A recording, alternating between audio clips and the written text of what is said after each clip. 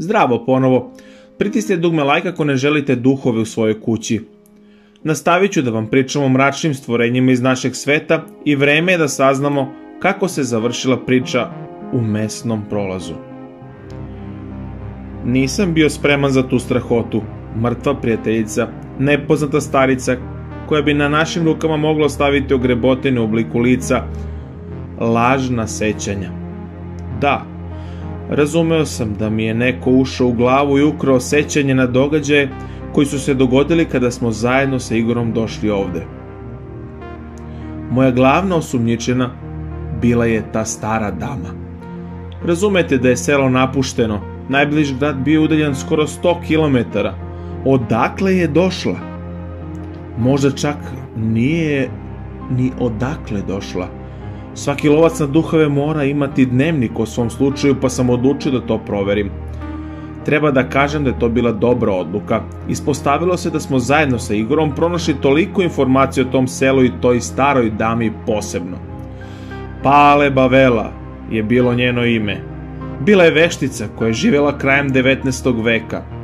Sve vreme dok je živjela u selu, ljudi su nestajali. Nekoliko meseci kasnije vratili su se, ali njihova tela su bila toliko iscrpljena da su bili samo koža i kosti. Svi su imali ogrebotinu u obliku veštičjeg lica. Njihov je bio toliko oštećen da se ljudi čak nisu ni sećali kako se zovu i do kraja života bili su kao biljke.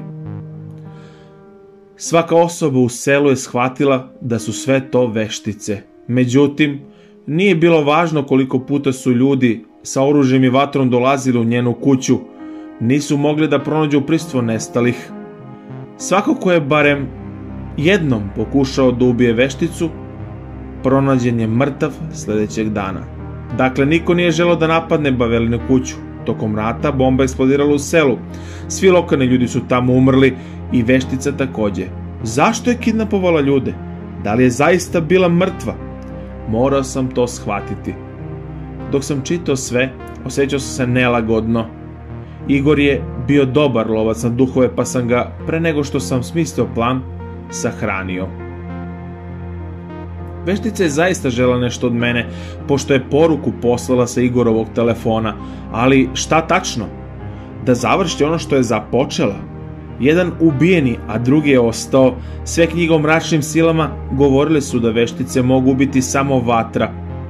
Od nekog takvog oružja u mom gepeku bio je samo upaljač, benzin i pištolj. Uzeo sam to oružje sa sobom i otišao do Baveline kuće. Iskreno, bio sam spreman da umrem. Ako je uspela da ubije Igora, koji je bio lovac na duhove oko 20 godina, nisam imao šanse protiv nje. Ušao sam u kuću, iskreno govoreći nisam ni znao šta da radim tamo. Bila je samo jedna soba, bio je lonac. Odjednom sam začuo neku buku napolju, nečije korake. Otišao sam tamo da ga proverim i primetio kaput.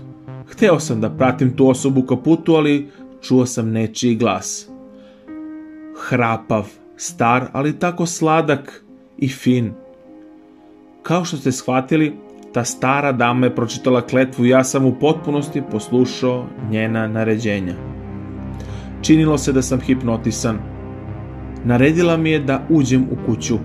Lonac je u tom trenutku ključao. Naterala me da priđem vrlo blizu vrele posude. Osjećao sam se kako mi telo slabi, ali nisam mogao ništa. Bavela mi se približila, uzela nož i napravila posekotinu na mojoj ruci, na istom mestu gde je bilaogrebotina na njenom licu. To je bio obred posvećen đavolu. Na taj način je pokazivala svoju ljubav đavolu. S ogrebotinom je računala iznos svojih žrtava. Napišite u komentare svoje mišljenje koliko je ljudi ubila do kraja 19. veka. Odgovor koji ćete znati na kraju. Shvatio sam da umirem još nekoliko minuta i od mene bi ostao samo selfi u časkanju. Ali baš te sekunde osjetio sam miris benzina. Spustio sam pogled i video malo tečnosti na podu iza veštice. Postajala je sve veće i 10 sekundi kasnije sav pod bio je potpuno pokriven njime.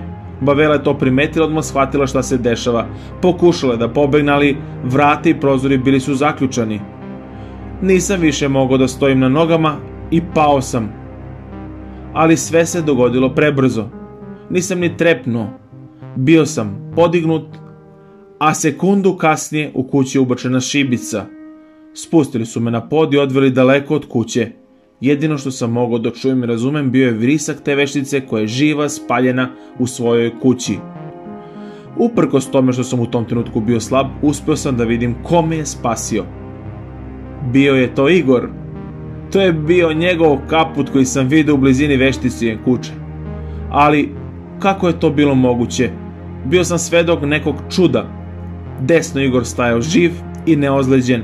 Levo još jedan Igor se penjao iz groba. Međutim, postojalo je jednostavno objašnjenje. Sećate li se da sam vam pričao o ljubaznim duhovima? Upoznajte sada dobrog vukodlaka Frenkija. Srećom, bilo je teže ubiti vukodlaka nego čoveka, pa je Igor odlučio da prevari onu staricu i zamolio je Frenkija da dođe ovde umesto njega. Veštica ga je ipak ubila i mogao sam da pobegnem. Došao sam do svog automobila i tamo je bio pravi Igor. Napravio mi injekciju sa nekim lekom koji mi je izbrisao sva sećanja na prethodni dan. Umesto toga stavio je lažne uspomene. To je to, prijatelji, imam mnogo toga da naučim da budem iskusan kao Igor. Bio sam veoma srećan što je živ. Nisam želeo da izgubim prijatelja. Inače, tačan odgovor je 0.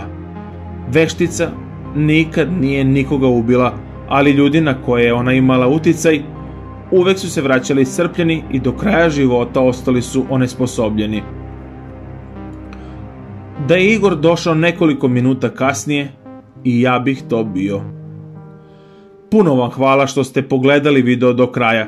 Društvo, svaki grad ili selo imalo je zastrašujuću legendu. U komentar napišite onaj u vašem gradu. Najstrašnije, ali zanimljivo biće zakačeno u komentarima. Pretplatite se na kanal, pritisnite dugme like i vidimo se uskoro.